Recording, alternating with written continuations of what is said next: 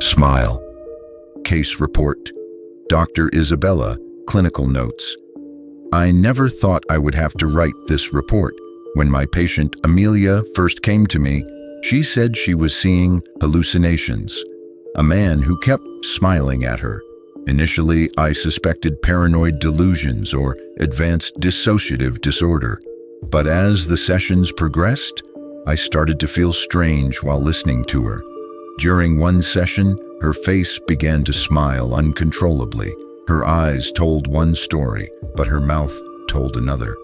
The day before her death, she sat silently in my office, staring at me with that same eerie smile. It felt like she was saying, "You're next." She didn't speak a single word throughout the session, but that expression, it began to haunt my dreams. March 17th, 6:45 a.m. Amelia was found dead in her room.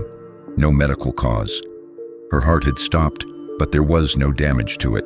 The autopsy revealed no internal trauma, but her facial muscles were so tightly strained that the corners of her mouth were torn, and her jaw was dislocated, as if something had forced that expression on her at the moment of death.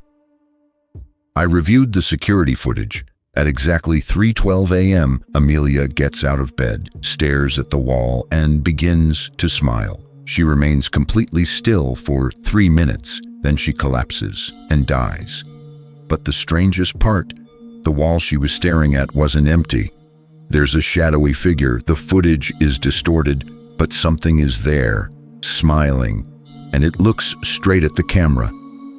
Even writing this now, my hands are shaking. I can't sleep at night. I can't look in mirrors, because ever since I saw it, I sometimes smile without meaning to. If anyone ever finds this note, please don't call me insane. I only saw the truth. I saw it smile, and now it lives inside me, and I believe you're next. Personal journal entry, Dr. Isabella, March 20th, 2002. I haven't slept since that day. Amelia's death replays in my mind on a loop. The shadow in the footage. It looked directly at me. When I told the chief doctor, he just smiled. But it wasn't a normal smile. For a moment, it looked exactly like Amelia's face. From that moment on, I started being watched too. A silhouette in the mirror, a whisper at night. You're next. I reached out for help. I confessed everything to a colleague, but instead of listening, he said, "This sounds like a paranoid delusion. We can start you on medication." They gave me pills. I'm not insane. I just saw the truth. No one believes me now. My phone was taken away. I was admitted as a patient into the same facility. I'm living in my old office, now with barred windows, but he still comes. At night, behind the glass, I see him smiling among the shadows. There has to be a way out. I need to understand how this curse works. Amelia said she saw a face from her childhood. Maybe it's triggered by deep personal trauma. Maybe the creature uses our darkest memories to anchor itself inside us.